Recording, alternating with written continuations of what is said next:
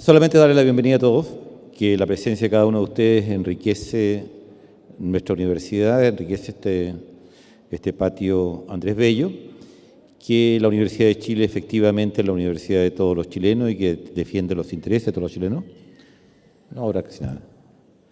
Y lo que sí quería agradecer personalmente a nuestra invitada Judith Butler por la participación que ha tenido en la inauguración del Centro Interdisciplinario y hoy día en la inauguración del año académico, y simplemente decir que la actitud de ella de denunciar el prejuicio y de denunciar el dar como por naturalizado cosas que no lo son en absoluto, sino que se basan más bien en un fundamento que puede durar siglos, como algunos de los temas que ha debatido ella, pero que también puede haber durado tan solo unas pocas décadas, como lo que estamos viviendo en las universidades chilenas, donde damos por sentadas verdades que no lo son, es algo que nos aporta a todos una fuerza y una energía, una claridad intelectual enorme que le agradecemos infinitamente.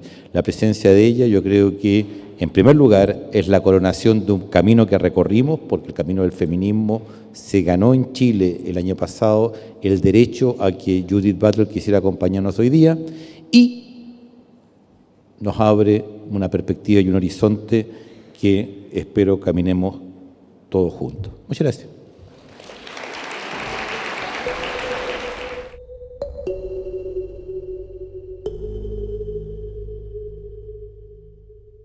Estimado rector, amigos, amigas, compañeras, compañeros, Judith Butler señalaba en una de sus conferencias magistrales defendiendo el pensamiento crítico y la relevancia de las humanidades en el mundo actual que las paredes de la universidad deben ser porosas, es decir, apuntaba precisamente a cómo ésta debía vincularse con el espacio público, con sus debates ciudadanos, con sus movimientos sociales, uniendo a la academia con la calle, confrontando los saberes y enriqueciéndose en esta relación dialéctica.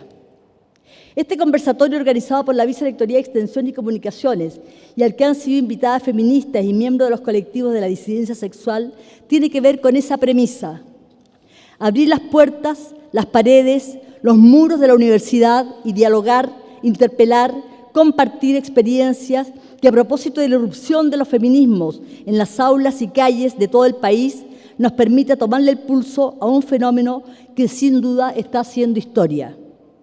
Judith Butler en Chile y en la Chile es una maravillosa oportunidad que hoy compartimos con ustedes. Las universidades son espacios privilegiados donde se produce reflexión crítica de vanguardia, donde se investiga al más alto nivel, donde se busca contribuir al desarrollo nacional desde diferentes disciplinas.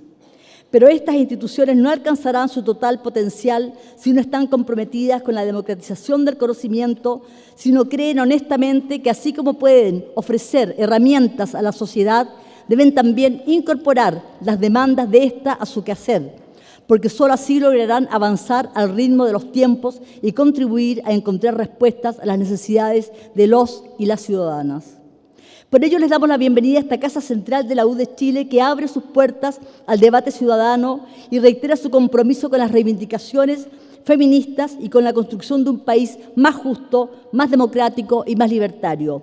Gracias, querida Judith Butler, por estar aquí junto a nuestra Nelly Richard y las jóvenes y los jóvenes panelistas, activistas, en un diálogo que no dudo será un diálogo memorable. Muchas gracias.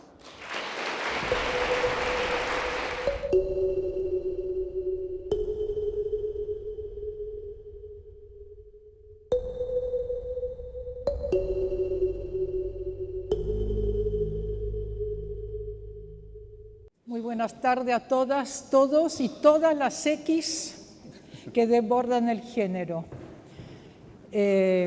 Bueno, queremos agradecer en nombre de la Universidad de Chile nuevamente a Judith por haber aceptado, ¿no es cierto?, tan generosamente nuestra invitación y hacerse parte físicamente de estas rondas de cuerpos que existen, como dice ella, y que existen pese a todo, y estar aquí entonces entre nosotras. El hecho de juntarse con Judith Butler bajo el título Palabras Públicas nos recuerda algo, que Judith, junto con ser una teórica feminista, cuyos textos hablan el lenguaje de la filosofía política, una disciplina que se profesa en la academia, es alguien cuyo pensamiento está siempre conectado con la vida pública, con la heterogeneidad de la sociedad civil, como decía Edward Said. Sus luchas, su resistencia en contra de todas las formas de violencia, normativa, simbólica, material, estatal, económica, político-sexual. Me parece a mí que este compromiso siempre renovado con una exterioridad de fuerzas en movimiento, este compromiso es el que le permite no dejarse atrapar por la fetichización académica de la firma del nombre propio Judith Butler. En lugar de evitar, ¿no es cierto?, las interferencias con una exterioridad de fuerzas en movimiento, cosa que hace el academicismo, evitar esta interferencia, ella la provoca. La provoca haciendo que su pensamiento se cruce con acciones, y como decía Pablo Oyarzún en la mañana, con actuaciones. Las acciones de un hoy, ¿no es cierto?, hecho de guerras, de revueltas, de protestas, y que tienen, como ella brillantemente lo ha mostrado en los cuerpos, su campo de batallas y también de disturbio. Butler no nos habla únicamente de feminismo, pero sí ella habla siempre feministamente. Me importa a mí esta distinción. Digo, habla siempre feministamente porque, aunque no siempre hable de feminismo o sobre feminismo, siempre usa al feminismo para sacudir los marcos de sentido, ¿no es cierto?, que organizan y que controlan las visiones del mundo dominante. Ella tiene autora, me imagino que varios de ustedes lo han leído, autora de un libro maravilloso, Marcos de Guerra, Las vidas lloradas, donde teoriza sobre la función del marco. Un libro conmovedor, pero a la vez muy analítico, porque cuando ella examina y revisa la función del marco, habla de cómo el marco no solamente exhibe una escena de representación y visibilidad, sino oculta. Y me parece a mí que más que usar el feminismo como un marco, lo que hace Butler es interrumpir o descolocar o fisurar los marcos de sentido que ocultan, ¿no es cierto?, la jerarquía, los privilegios, la censura y las arbitrariedades del sistema sexo-género hegemonizado por lo masculino. Entonces, más que el feminismo como marco de sentido, el feminismo como ruptura de los marcos. Para sus detractores, que paradojalmente han colaborado activamente a la expansión internacional de su fama, Butler es la responsable de haber creado la famosa ideología de género, a la que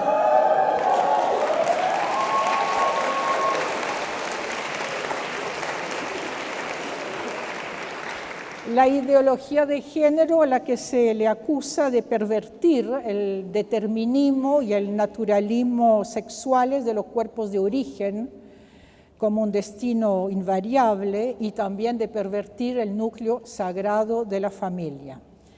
Pero sus enemigos no saben que Judith Butler es mucho más peligrosa intelectualmente siendo lo que realmente es, no la autora de una ideología de género, sino al revés, la pensadora cuya teoría crítica, que como teoría crítica desmonta tanto la metafísica de las esencias como los aparatos doctrinales de las ideologías, entonces Judith Butler es mucho más peligrosa como practicante de la teoría crítica, en cuanto gracias a la teoría crítica desnaturaliza los fundamentos morales, religiosos de la ideología sexual dominante, patriarcal, que nunca se llama a sí misma por su nombre, ideología de género. Butler es alguien que reconfigura permanentemente la relación entre sexualidad y género. Ella es capaz de realizar movimientos de ida y vuelta entre distintas circunstancias, Primero, las circunstancias que la hicieron, ¿no es cierto?, interpelar a la teoría feminista desde lo queer para subvertir su rígida programación de género.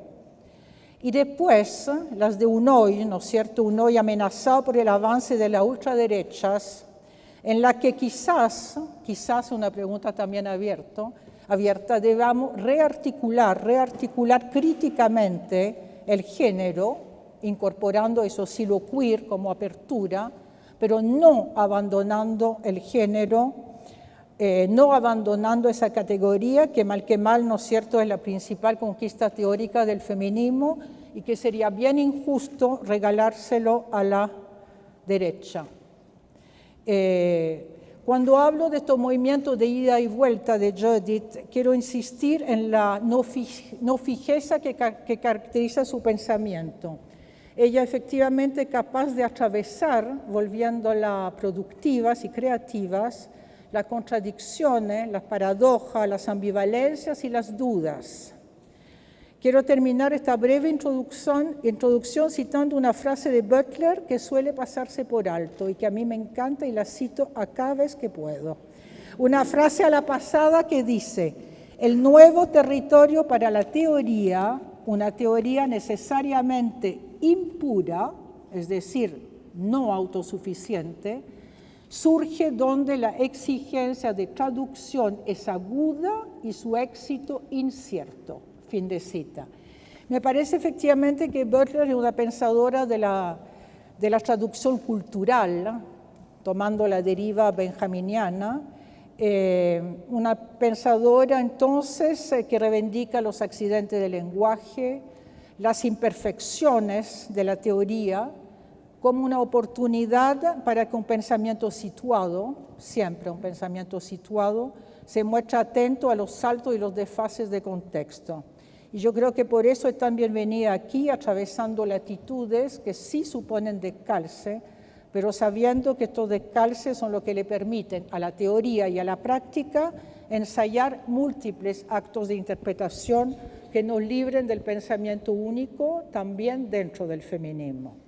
Butler es una teórica de la impureza, de los accidentes de traducción entre contextos dispares, entre categorías no unitarias, entre identidades no homogéneas, sino llenas de intersecciones, de líneas y de puntos suspensivos. Butler es una pensadora de la complejidad, que reivindica lo plural, lo contradictorio, y que apela también a la multiplicidad de las diferencias en plural, para que el feminismo no deba o no sienta que deba permanecer confiada en la verdad asegurada de nosotras las mujeres, sino más bien un feminismo mutante que se aventura en el cruce con otras identidades llamadas a formar coaliciones. La fama y la mala fama que le construyeron sus detractores la identifican con una versión, caricatura, con una extravagancia maquiavélica de lo queer, que muchas veces aparece como reclamándose de la fantasía absoluta de inventar cuerpos y géneros sin limitaciones ni obstáculos materiales. Sin embargo, Butler es la teórica de las vidas precarias, de los cuerpos vulnerables, de las existencias sufridas, de las comunidades estigmatizadas. En ese sentido tampoco es real o oportuna esta identificación con la extravagancia queer de estos sexos que se reinventarían sin tomar en cuenta las condiciones materiales y las privaciones materiales. Y bueno, simplemente quiero realzar su valentía intelectual, su enorme valentía intelectual, su compromiso ético con esta existencia maltratada por las guerras, por la desigualdad, por la violencia, y que se hace de su visita a Chile una oportunidad muy valiosa, creo yo, para preguntarnos cómo enfrentar la ofensiva neoconservadora de la ultraderecha y cómo denunciar al mismo tiempo la inmoralidad del saqueo de las múltiples empresas de expropiación y desposesión humana del neoliberalismo. Así que, Judith, bienvenida.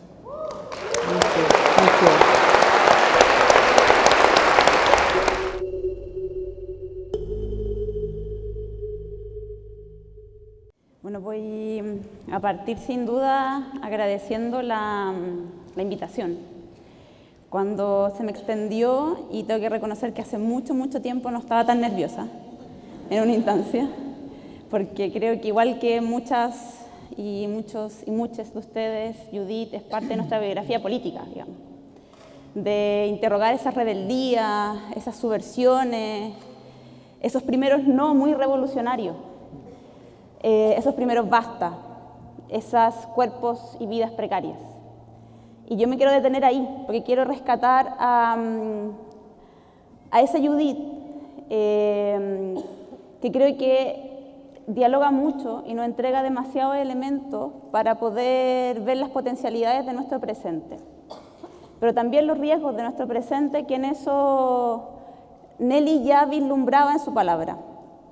Y ahí le di hartas vueltas que podía dialogar nerviosamente con Judith.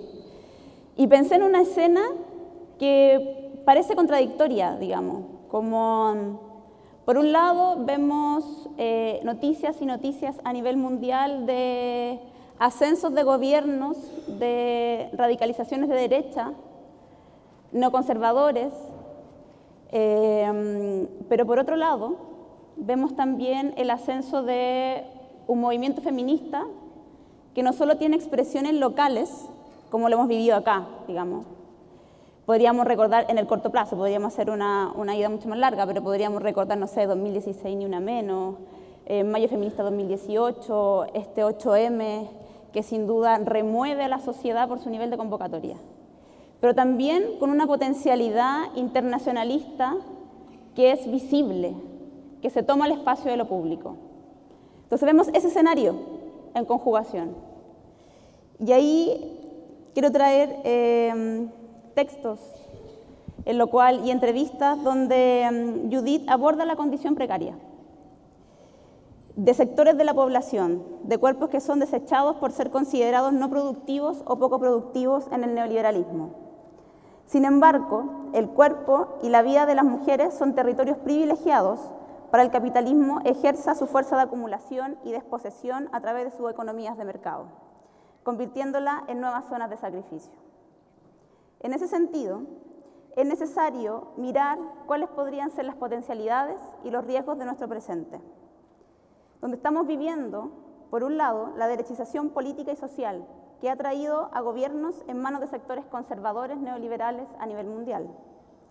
En América Latina, si tenemos que situarnos acá, esta derechización se ha vivido como expresión de la crisis y caída en conjunto de los denominados gobiernos progresistas, que habían liderado, por lo menos si miramos los últimos ciclos, los últimos 15 años, gestando una escena de avances de agendas neoliberales y conservadoras. Esta escena se contrasta con un movimiento feminista en alza, que organiza el malestar en torno a situaciones cotidianas, que se vuelven intolerables por mostrar una mayor desigualdad en la sociedad, una mayor injusticia que se vive por el solo hecho de ser mujer o cuerpo disidente al género normativo, como la violencia de género, como los trabajos no valorados o más precarios, como los crímenes de odio. Un modelo económico, social y cultural que ataca más fuerte a cuerpos disidentes y mujeres al empujar más nichos de mercado y de acumulación, generando una crisis de reproducción social, privatizando más aspectos de la vida humana. En eso, creo que las preocupaciones que ha manifestado Judith este último tiempo, y que de hecho tiene parte de su teoría en general, en diversos medios públicos, interesada por averiguar cómo la precariedad, ese término generalizado y en cierto sentido mediador, podría operar o está operando ya como un campo en donde se pueden establecer alianzas entre ciertos grupos, que aparte de ser considerados desechables, no tienen mucho más en común, y entre los cuales surge a veces la desconfianza o el antagonismo. Un presente contradictorio entre el alza feminista y avances de derecha. En eso mi pregunta a Judith, a propósito de que nunca tenemos que olvidar la memoria feminista para mirar nuestro presente, ¿Cuáles crees que son los aprendizajes que nos deja la memoria histórica, que tenemos que tener presente para enfrentar el avance de las radicalizaciones de las derechas a nivel global y de un modelo económico que se torna incompatible con la reproducción de la vida? Eso. Muchas gracias. Okay, can't do that. Ok, hagamos esto. Okay, well, Bueno, thank you, muchas gracias both Nelly and tanto a Daniela. Nelly y a I guess I Daniela. respond now and Voy a then responder again ahora y después de somewhat nuevo later. y quizás más Thank you tarde. all for Muchas gracias a joining todos us in por conversation, unirse a la this conversación evening. esta tarde. Well, I thank Bueno, Nelly for Le agradezco a Nelly her words of por praise that sus was very excelentes moving to me. palabras I que don't me know conmovieron if I bastante. No can sé si es que live yo up to what she puedo says estar a la I altura am, de lo que but ella okay, dice, pero bueno, we see. vamos a ver. I also También do think that creo this is a moment que of este es un translation momento in de a very literal way. traducción de una forma muy literal, porque estoy escuchando en español y en inglés y ustedes me escuchan a mí en inglés o quizás español, y también estamos hablando entre regiones que están pasando por diferentes formas de neoliberalismo, que son diferentes pero están asociadas. Y yo diría que una razón del por qué el feminismo es importante para comprender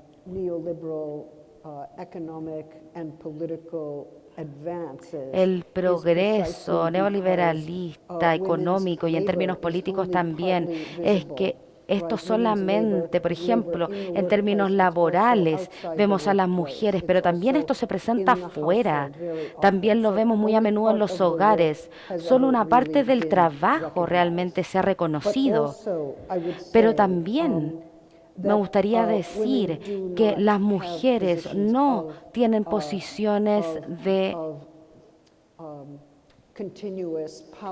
poder continuo en los sindicatos, y esto también significa que si ustedes confían en los sindicatos para la representación de los problemas de las mujeres y sus trabajos en la zona laboral, lo que incluye la salud, la necesidad de evitar el acoso, la violencia, recibir apoyo en la maternidad, también en la economía, todavía estamos en una estructura en la que dependen todavía de hombres para la representación de sus demandas políticas.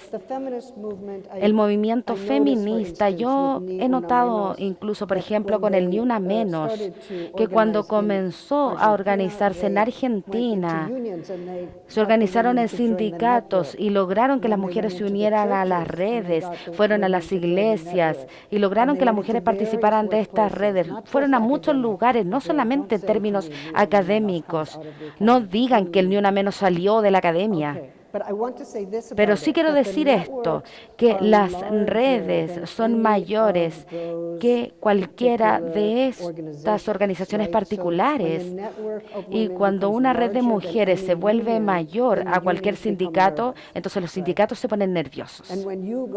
Y cuando ustedes salen a las calles en Santiago y dicen, hoy va a ser una manifestación pequeña, y el gobierno después ve que es algo completamente multitudinario, se ponen nerviosos, porque es una muestra de poder en términos de la solidaridad, que es increíblemente importante, especialmente porque no es solo nacional, son transnacionales, porque son colaboraciones a lo largo de la región, pero también a lo largo de diferentes países y con diferentes idiomas. La coalición requiere un acto constante de traducción y no siempre al inglés. Así que sí creo que tenemos que repensar el término de las coaliciones para el presente. Creo que las mujeres siempre han estado en coaliciones contra la guerra, la militarización, el fascismo. Las personas me han comentado que las mujeres son una parte importante de la resistencia, del movimiento resistente a la dictadura. Tenemos que tener una mejor representación de eso también. Y todos estos son ejemplos de coaliciones, de solidaridad para el feminismo que no involucran un movimiento feminista que está en solitario sin solidaridad con otros movimientos, con movimientos laborales, por ejemplo, pero al mismo tiempo tiene que existir una forma de hacer que esta presencia se sienta para que no siempre estemos subordinadas a las estructuras de la dominación masculina que tienden a liderar la izquierda. Pero esto es una lucha constante y no creo que el aislamiento sea la respuesta. Y también me gustaría mencionar que bajo condiciones en las que el trabajo se vuelve cada vez más precario, el trabajo es de corto plazo, hay cada vez menos contratos a largo plazo, los sindicatos se destruyen. ¿Quiénes sufren esa situación de mayor manera? Yo diría que las mujeres, los inmigrantes, las minorías, ellos sienten, ellos registran esta situación de precariedad en sus cuerpos. Son los mismos cuerpos que emergen en las calles, son los mismos cuerpos que van a los movimientos políticos y sociales, porque sufren, pero también responden ante esto y se resisten. Y tenemos que recordar que incluso para aquellos de nosotros que sufrimos la precariedad, hay una posibilidad de persistir y de resistir, especialmente en redes de apoyo. Y estas redes, creo, nos recuerdan cómo el mundo social y político debe ser. Debemos vivir bajo condiciones de igualdad, debemos ser capaces de ofrecer apoyo y debemos tener organizaciones políticas que reconozcan y afirmen esta interdependencia y esta igualdad y que sostienen también la vida. Bueno, de todas formas, creo que es lo que voy a decir por ahora, será solo eso, pero vamos a volver a esta conversación.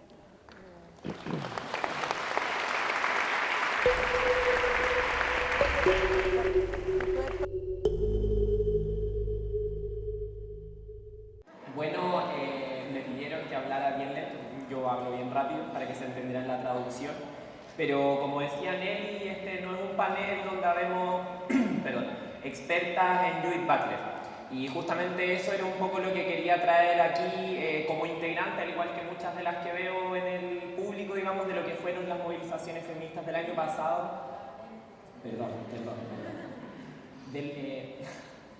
Que lo que quería traer a colación en esta mesa era debates que, al igual que muchas de las que veo en el público, dimos, que llevamos años en el movimiento feminista y que creo que es lo más rico que podría nutrir la reflexión política del movimiento feminista este 2019. Algo que tiene que ver con debates que, digamos, dimos en nuestras asambleas, que nos preguntaron en nuestras casas y que tienen mucho que ver con cuando nos preguntaban por qué el separatismo, por qué no el separatismo, qué pasa con los hombres, qué pasa con las disidencias sexuales, con las trans.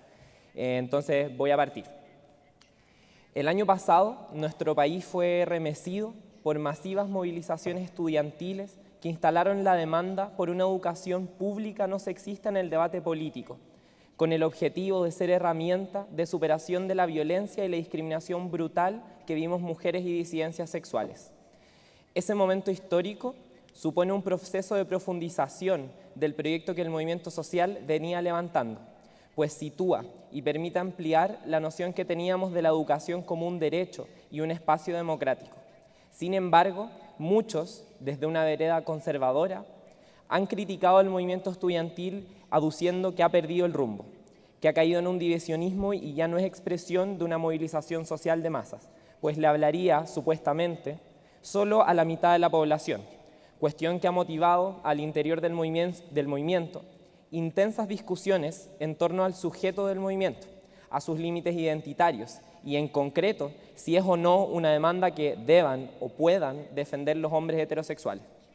Habemos muchas feministas que creemos que, pese a que mujeres y disidencias sexuales somos el sujeto prioritario, hoy el feminismo viene a combatir problemas de toda la sociedad, como la violencia y la precarización. Y es hoy también el feminismo la expresión más amplia de una oposición social al avance de la ultraderecha en nuestro continente. En esa línea, y entendiendo la diversidad de posturas y feminismos como una riqueza del movimiento, más no un rasgo que deba impedir su capacidad de incidencia política, ¿cómo el feminismo, cree usted, articula mayorías detrás de un proyecto alternativo de sociedad por la ampliación de derechos y la profundización de la democracia, y al mismo tiempo conduce un proceso de transformación hacia la superación del neoliberalismo generizado y racializado, conviviendo constantemente con la pregunta por los límites identitarios del sujeto, sujetos o no sujeto del feminismo? ¿Cómo superar estos nudos en pos de la unidad de movimientos ya constituidos e históricamente protagonizados por hombres, como el movimiento estudiantil chileno, que se ve hoy justamente revitalizado por el feminismo, y cómo así avanzar hacia la construcción feministamente de una alianza social amplia que defienda la necesidad de transformaciones en un mundo cuyo modelo pone en crisis la vida misma? Eso.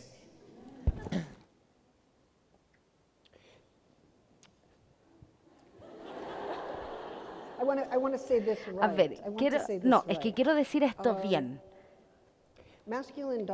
La dominación masculina no es lo mismo que los hombres.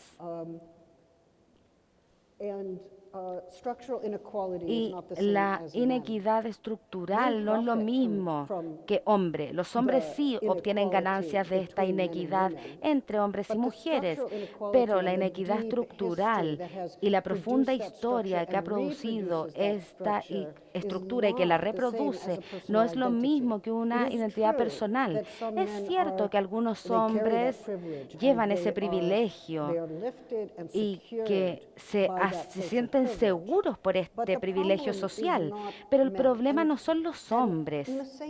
Y de la misma forma, no creo que la esperanza sea las mujeres. La esperanza es el feminismo, pero tiene que ser un feminismo que sea antirracial, que esté en contra de la transfobia, que incluya a los travestis y a los transexuales. Sí, por supuesto que sí.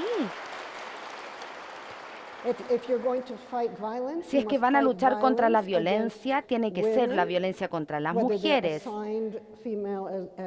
ya sea que fuesen asignadas como mujeres en el nacimiento o que hayan afirmado esta identidad a lo largo del tiempo, los disidentes sexuales, aquellos que no están en la conformidad de los géneros, los trans, que a veces no quieren ser denominados así, pero también contra los migrantes, los indígenas, los pobres.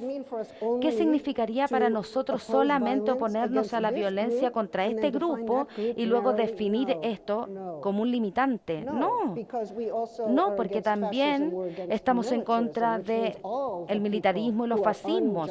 Por lo tanto, queremos luchar contra todos aquellos que injustamente se ven afectados por la violencia y aquellos que buscan de alguna forma defender o representar o apoyar o afirmar esto. Creo que somos colisionales. Hay que hacerlo de esta forma, con el fin de ser efectivos en la izquierda. Y este es mi punto de vista. Creo que algunas veces es importante reunirse como mujeres, pero cada vez que las mujeres se reúnen, hay una pregunta de cómo definimos quién es una mujer. Yo creo que si se definen como una mujer, son una mujer.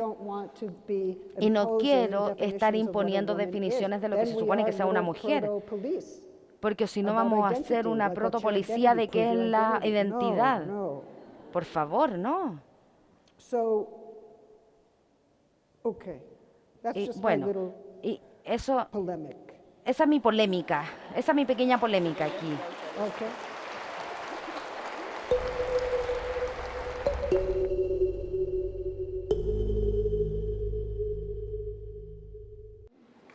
Creo que mi pregunta va a tener muchos puntos de superposición con las preguntas que ya se han hecho y Pienso que eso no es expresivo solamente de una falta de creatividad, sino también del momento político en el que nos encontramos y de esta amenaza tremenda que también ha sido el devenir político, por ejemplo, de Brasil en nuestro continente y del horizonte que eso supone para la actividad que estamos desarrollando hoy y las amenazas que también están presentes en nuestro territorio. El reciente 8 de marzo que tuvimos, que tú mencionabas también, fue una jornada que fue histórica en nuestro país. Luego de un año de trabajo, de organización y de articulación múltiple, mujeres y disidencias salimos a las calles en lo que ha sido la movilización más multitudinaria desde la postdictadura. Estas movilizaciones feministas han tenido en su núcleo la respuesta a la violencia y su denuncia como una condición permanente de nuestra cotidianidad, y con ello han puesto progresivamente sobre la mesa precisamente nuestras vidas como un problema político insoslayable, que ya no puede ser abordado parceladamente. Ese poner nuestras vidas en el centro ha tenido por efecto una transversalidad que crece cada vez y que hace de este movimiento uno que sostiene a ratos con mayor o menor dificultad una gran heterogeneidad. Heterogeneidad que se expresa precisamente también en algunas de las identidades que tú mencionabas, ¿no? Mujeres trabajadoras, sindicalistas, pobladoras, indígenas, mujeres negras, mujeres racializadas. Esta movilización nos aúna, como habíamos comentado, con la emergencia global de una acción política feminista que es sumamente masiva y una emergencia que se da en el contexto de crisis capitalista y que tiene como contrapuntos precisamente el ascenso simultáneo de estas apuestas de derecha extrema a nivel global. Muchas de estas apuestas de corte fascista, y este es quizá el núcleo desde el cual quiero abordar la pregunta, se presentan a sí mismas como fuerzas que dicen poner en cuestión un determinado status quo, como fuerzas de cambio que se dicen a sí mismas disruptivas y que se oponen a lo políticamente correcto, que señalan sería un patrimonio impuesto en un gesto totalitario por algunas minorías en oposición a amplias mayorías deseosas de algo distinto, de algo más concreto, señalan también muchas veces acá en nuestro país. Y ubican en algunos casos de manera muy explícita al feminismo del lado de los sectores que refuerzan y mantienen lo que existe, en algo que puede sonar muy paradójico, ¿no? Para nosotros. Ante un escenario como este, quisiéramos preguntarte, porque creemos que también está en el centro de tu trabajo y de tus preocupaciones políticas, acerca del potencial subversivo que podría estar contenido en esta emergencia feminista global. Por una parte, para preguntarte si crees que tiene ese potencial subversivo, de ser así, en qué dimensiones se visualiza ese potencial subversivo del feminismo, y también cómo podemos enfrentar las intenciones de disciplinamiento y de domesticación que podrían redundar en que esta disruptividad resulte en su iteración en una desactivación política de los horizontes radicales que ha abierto el momento actual del movimiento feminista.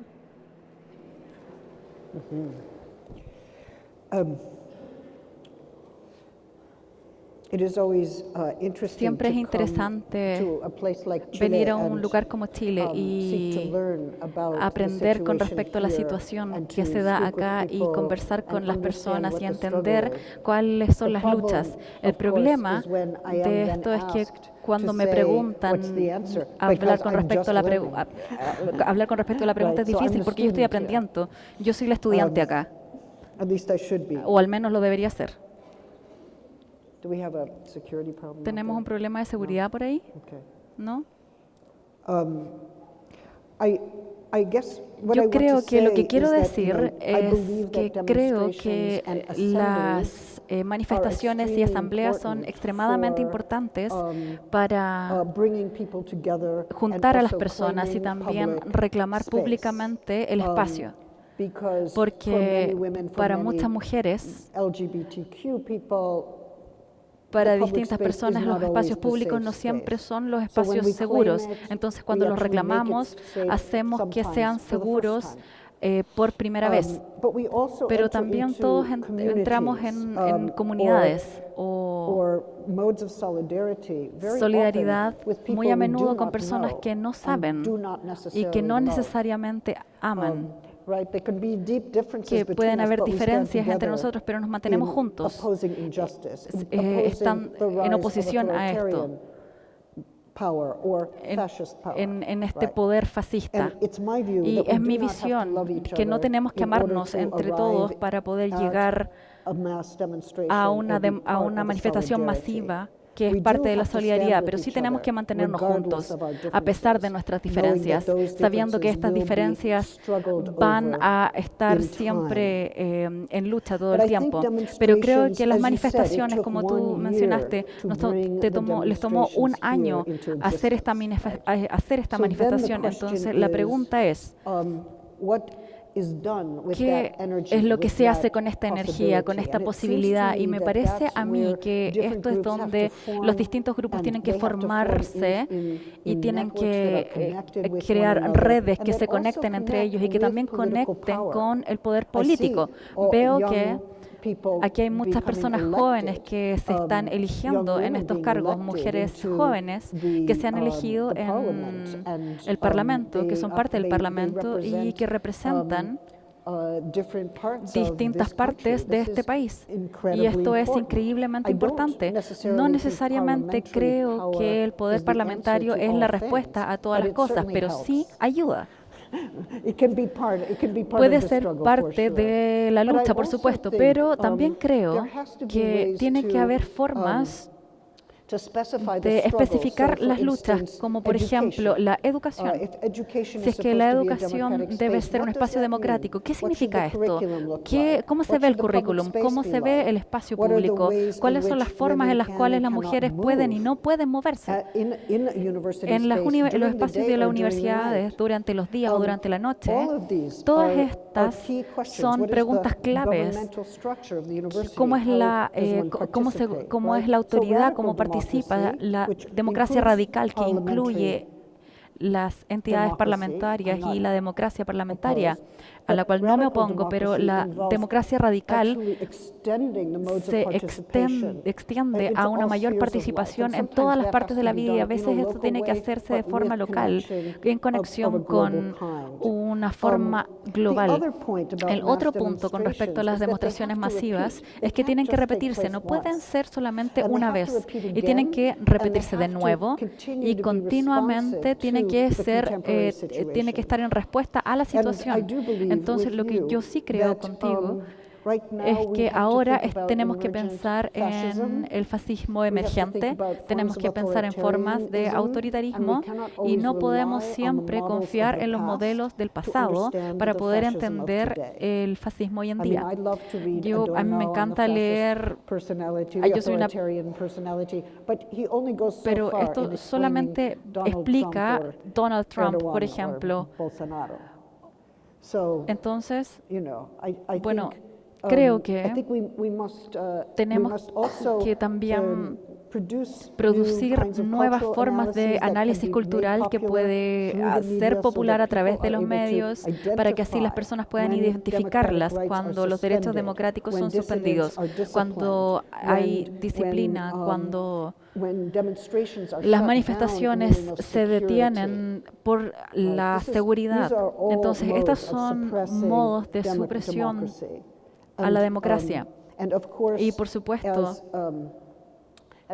como los gobiernos comienzan a decir, bueno, quizás la dictadura no era tan mala, o no continuemos con los desfiles militares, o quizás quieren, en realidad no desapareció tanta gente. Tenemos que hacer una revisión y están tratando de rehabilitar un momento fascista. Entonces hay que empujar esto donde sea que esté ocurriendo. Y este es un momento actual que nosotros compartimos a lo largo de todas las regiones y a lo largo de los idiomas. Entonces tenemos que todos pensar juntos en cómo oponernos a esto.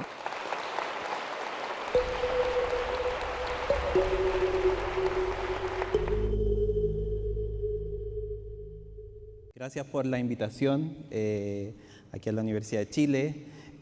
También gracias a Nelly por siempre estar ahí agitando espacio entre el arte, la academia. A nosotras nos gusta llamarla una tránsfuga de la academia, porque va y viene y son quizá una de las pocas intelectuales que tenemos en nuestro contexto. Y gracias Judith Butler por acompañarnos hoy día, porque tu trabajo, tu pensamiento, tu teoría, si bien es cierto, dentro del feminismo ha sido un poco resistida para nosotras, para los disidentes sexuales, para muchas compañeras que están acá, compañeros que están acá del activismo, nos han permitido instaurar una mirada más torcida con respecto a la realidad, y también dentro de la academia a miradas un poco más torcidas con respecto a nuestras disciplinas, que eso a veces es complejo dentro de la academia, porque también sabemos que dentro de la academia se produce también un capitalismo académico donde cada uno tiene que hablar desde su lugar. Y cuando uno lee teoría queer o no está conforme con el régimen heterosexual, naturalmente tampoco va a estar conforme con la disciplina completamente en la cual está, que sigue ciertos paradigmas androcéntricos. Y eso creo que ha sido gracias a tú eres una de las feministas que ha permitido este cuestionamiento, que sigue siendo muy complejo dentro de la academia. Y mi pregunta va justamente relacionada sobre la insistencia y la necesidad de producir una teoría y una crítica y una escritura que se mueva dentro de los espacios académicos y no académicos. Hemos visto que, de hecho, en el último tiempo la violencia hacia las personas trans y los disidentes sexuales se ha intensificado de manera horrorosa. Se han mostrado, se han exhibido tipos de violencia muy fuerte, muy extremas, a través de las cuales habla el patriarcado para finalmente silenciarnos. Y cuando ha ocurrido este tipo de hechos, los conservadores, algunos personeros de este gobierno y sus aliados de los partidos de derecha, así como también la Iglesia, aunque debemos decir que la Iglesia en el último tiempo no ha podido hablar tanto, porque también es una institución que ha estado cada vez más desprestigiada por los escandalosos casos de abuso a menores sexuales que de hecho han sido conocidos a nivel internacional. Dicen que este tipo de violencia que existe es consecuencia de lo que hemos conversado acá en la mesa, una ideología del género que tiene un alcance global. Y esta ideología del género permite que las corporalidades disidentes, maricas, colas, lesbianas, trans, se puedan mover por la ciudad. La presencia de disidentes sexuales en la esfera pública, como pequeños triunfos pequeños de una visibilidad, genera una reacción violenta en los conservadores y en gran parte de nuestra población que aún no recibe una educación sexual, porque han sido formados bajo una educación militarizada de la represión de la dictadura y su continuación neoliberal. Esta ideología del género de los totalitarismos de la izquierda, dicen ellos, buscaría una libertad sexual completa, volviendo artificial lo que está dado como natural, es decir, la heterosexualidad y la supuestamente correcta asignación del género, o como dijo la reciente ministra elegida de Brasil, el niño debe vestir de azul y la niña de rosa. También en un ejemplo local, en Chile, circuló por Chile el bus de la libertad. Este bus de la libertad se movió por la ciudad con muchos lemas bastante homofóbicos y transfóbicos. Uno de estos lemas decía: que no te engañen, los niños tienen pene y las niñas tienen vulva. Y esto evidencia las bases de un planteamiento que está avalado y financiado por grupos organizados internacionalmente, que están buscando tener presencia en países justamente donde hay ciertos avances en materia de derechos sexuales, como las leyes de identidad de género o la unión civil entre personas del mismo sexo. Estas organizaciones están dispuestas a atacar violentamente. Abogan por destruir una ideología del género desde un modelo tradicional del fascismo y del fundamentalismo, es decir, construyendo un enemigo público y propagando el miedo en la población.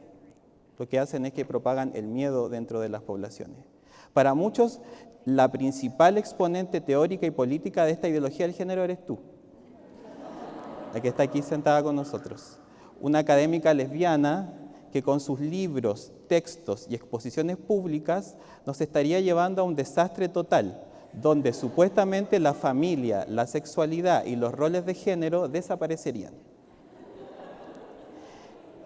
En esta etapa de derechización de Latinoamérica, es interesante constatar cómo una teoría crítica como la tuya, producida desde la universidad, el activismo y, como dice en uno de tus libros, en las noches de los bares drag queen, que está más plagada de preguntas que de respuestas, genera este tipo de reacciones cuando, paradójicamente, hay una idea sostenida que los saberes académicos, sobre todo los saberes académicos de las humanidades y del arte, no tienen influencia dentro del contexto político-social. Hay una paradoja ahí.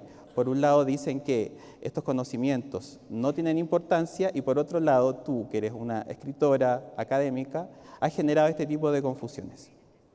Frente a esta paradoja, ¿cómo podemos seguir construyendo como activistas una teoría crítica y abarcadora para arrebatarles a estos conservadores y derechistas esta falsa idea de un apocalipsis sexual con el objetivo de no producir una alarma pública con respecto a los avances en identidad de género, a la misma vez que asegurar que los múltiples modos de expresión y la sexualidad son derechos básicos de la ciudadanía?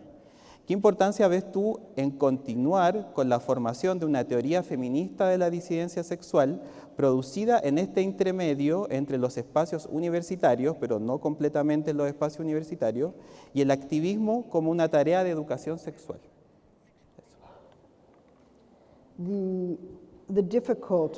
La pregunta difícil que me preguntas tiene que ver con cómo podemos oponernos a los grupos como ideologías como los movimientos opuestos a... Algunos de mis colegas dicen que, bueno, solamente ignóralos. No son capaces de tener argumentos. Entonces, en realidad, tienes que simplemente olvidarte de ellos. Pero no podemos simplemente olvidarnos de ellos. No podemos solamente ignorarlos. De una forma en la que el problema es que no los puedes invitar a debatir. Había una mujer en Suiza, yo ya dije, yo ya he contado varias veces esta historia, que se me acercó y me dijo, Judith Butler, yo oro por ti. Y yo le dije, ¿por qué estás orando por mí? ¿Por qué oras por mí? Y ella me dijo que porque tú te opones a la Biblia. Y yo le pregunté, ¿cómo hago esto? Tú estás negando la diferencia entre hombre y mujer como una diferencia natural. Y yo dije, bueno, eso es una diferencia bíblica, como que bíblicamente puso esta diferencia, o es una natural. Ella dijo, es una diferencia natural definida por la Biblia. Pero no podía decir si es que ella me estaba criticando desde un punto de vista religioso o desde la ciencia, porque los dos son dos tipos de crítica. Y luego me dijo, ¿has alguna vez leído algo de lo que yo he escrito? No, dijo ella. Yo jamás leería un texto como ese, jamás tocaría siquiera un texto como eso. Y luego ese fue el final de nuestra conversación. Entonces, pero acá estamos lidiando con un fantasma, es un fantasma político, esta idea de género, ¿no? Entonces, la única forma de poder romper un fantasma es lentamente, pero de forma segura, traerlo a la realidad. No hay una teoría de género. Nunca ha habido una teoría de género único. Está la performativo, está la relacional, está la interseccional, hay materialismo, hay varios puntos de vista desde la sociología, desde el psicoanálisis, desde políticas públicas.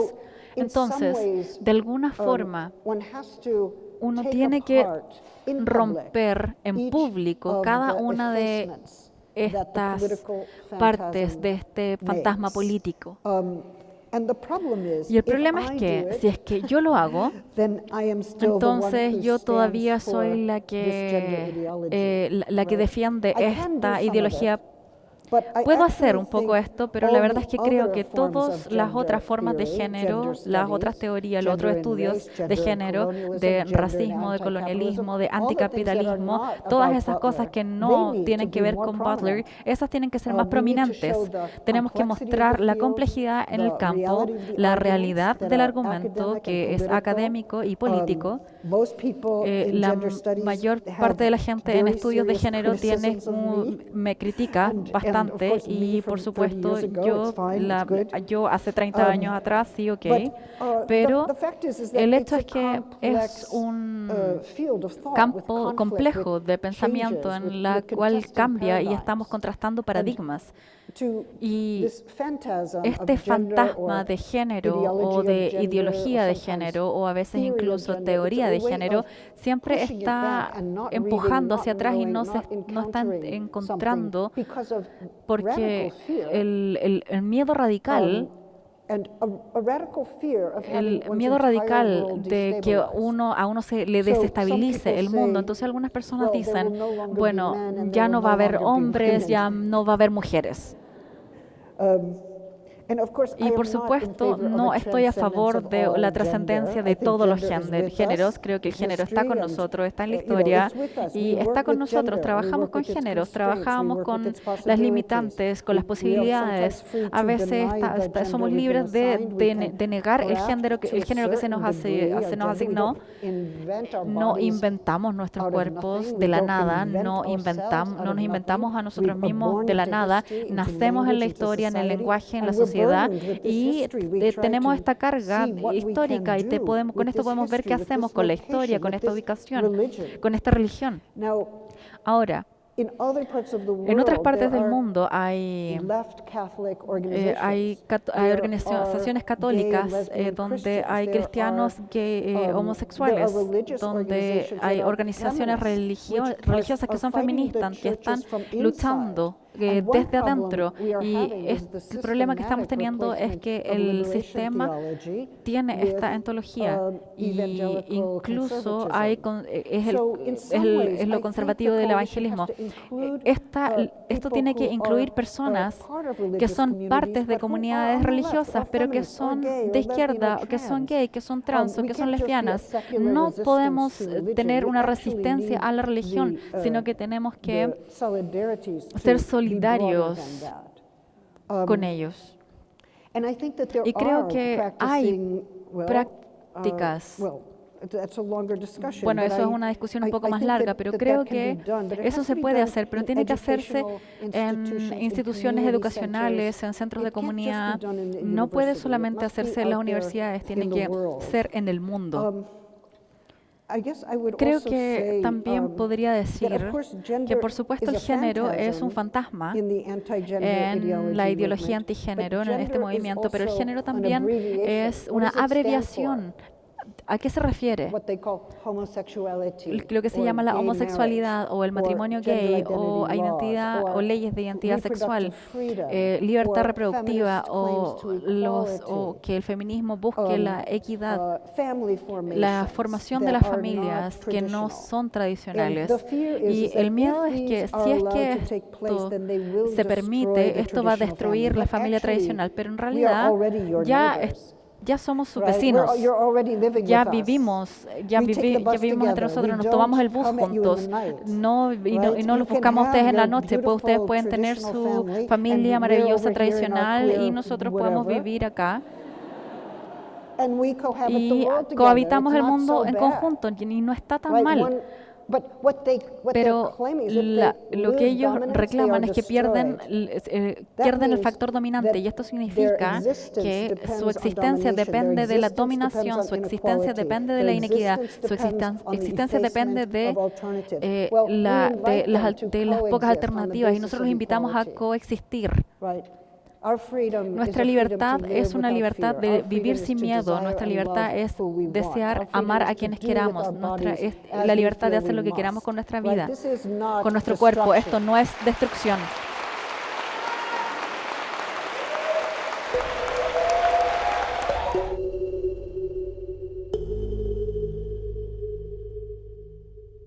Tal como les comentábamos al inicio, vamos a recoger ahora algunas de las preguntas del público, tratando, por supuesto, de que sean elementos que no hayan sido recogidos en la conversación previa y también tratando de agrupar algunas que son similares. La primera pregunta es, ¿qué posición toma la doctora Butler y los panelistas sobre la problemática del trabajo sexual, llamado prostitución, en general y en el contexto de América Latina? ¿Podríamos apropiarnos del término ideología de género para productivizarlo política y críticamente?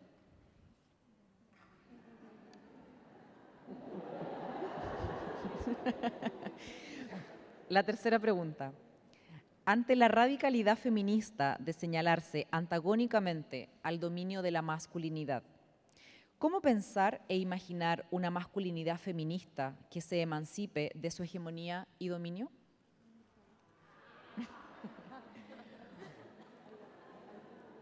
Una cuarta pregunta. ¿Qué opinan respecto del aislamiento que vive el movimiento feminista, que hoy se ve encerrado en los círculos universitarios y las élites político-económicas de izquierda?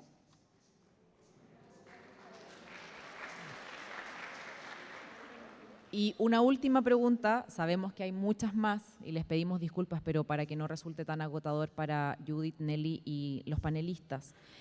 ¿Crees que una filosofía política feminista que cuestiona la estructura del lenguaje dominante debiese enfatizar en el rol popular de la filosofía en sí misma?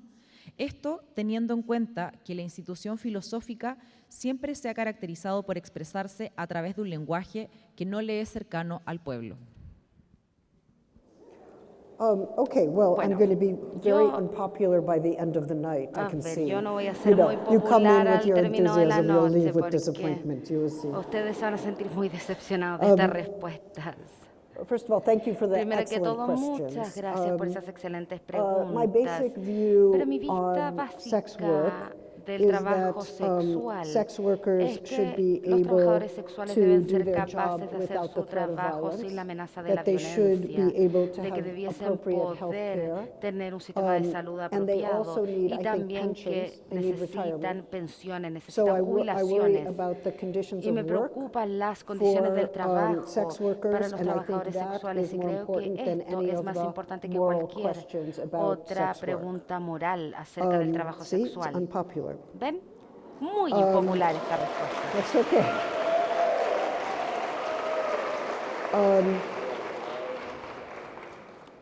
I mean, that's a much longer Es conversation una that we could conversación mucho have. más extensa la que pudiésemos tener.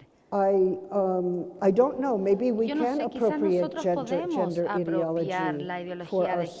género I para think that nosotros would mismos. be Creo que excellent, esto but it would sería have to be done by excelente, pero se performance tiene artists, que hacer people en who work in términos the de media, who have a sense artistas, of humor and aquellos a en los deep sense of medios political que commitment. tienen un compromiso político y también un gran sentido del humor.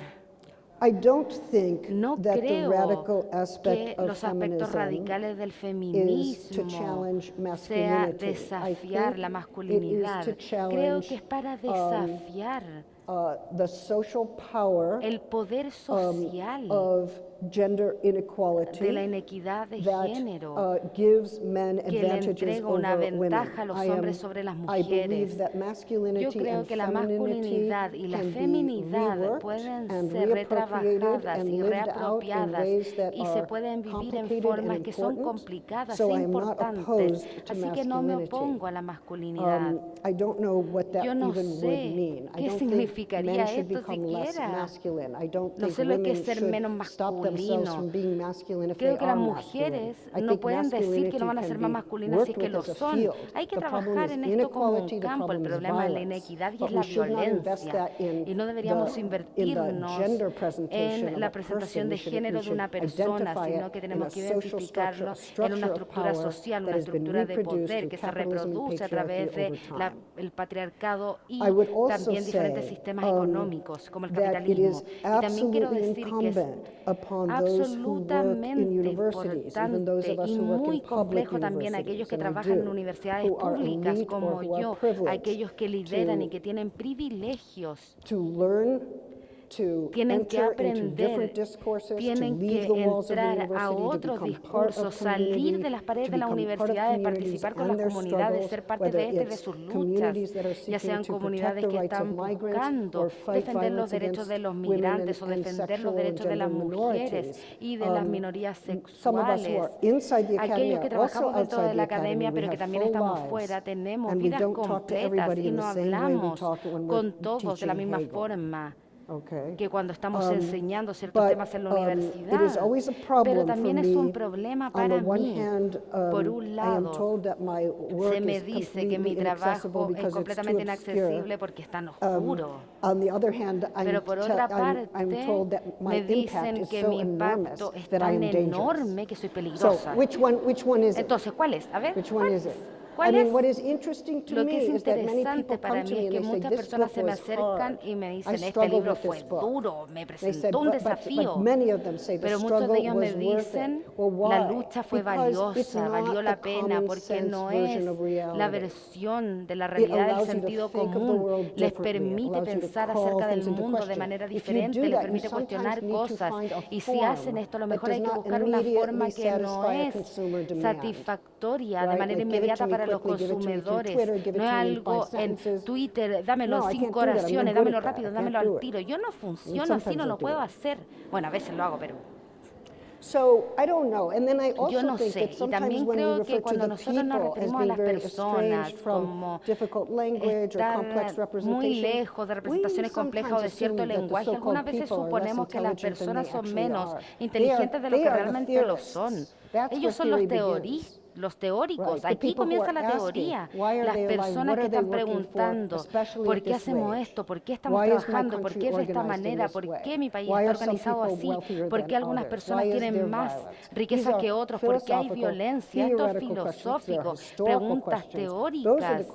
Estas son las preguntas que emergen del mundo popular, de aquello que está allá afuera, y es el trabajo de las universidades de responder a estas interrogantes, que no son preguntas que se formulan primero en la universidad, sino que la universidad las recibe de estudiantes, de comunidades, del público, y las registramos como demandas e intentamos devolver respuestas, y a veces no lo logramos.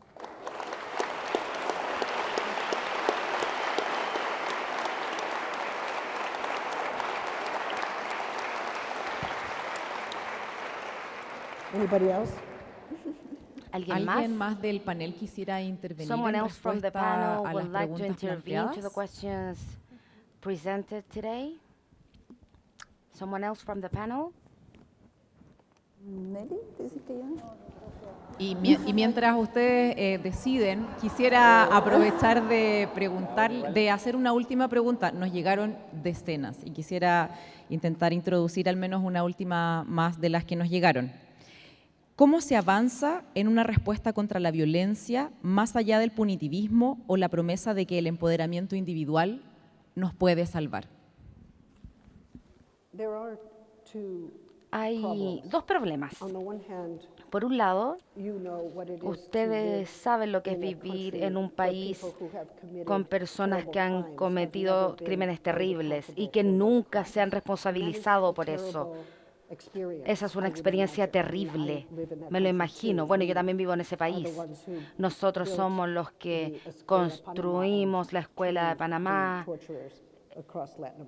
y que enviamos a todos los torturadores a América Latina, y también trajimos el neoliberalismo. Ustedes fueron el experimento del neoliberalismo. Por un lado, en el momento de responsabilizarse, hay un terrible sentido de que los crímenes como estos se pueden aceptar como algo normal, y esto por supuesto no es aceptable. Pero por otra parte, si nosotros nos dedicamos y nos mantenemos en esta lógica, este poder carcelario que Angela Davis hablaba, este poder de detención, entonces ahí ingresamos en una forma de poder que es uno muy peligroso, porque está fuera de desproporción cuando se trata de algunas minorías. Davis también habla acerca de la justicia restauradora, que es un concepto muy importante, y ella sugiere que hay formas de responsabilizar a las personas y trabajar con aquellos que han cometido crímenes, como por ejemplo que les permita participar de comunidades o con aislamiento que se acuerda para el bienestar de la comunidad, pero no necesariamente depende de la expansión de un sistema de precintos en el que vamos a aislar a las personas que vamos a ingresar a la prisión, sino que esto desproporcionalmente va a afectar a ciertas poblaciones. Y creo que, por supuesto, el ejemplo individual también es muy importante en el movimiento Ni Una Menos.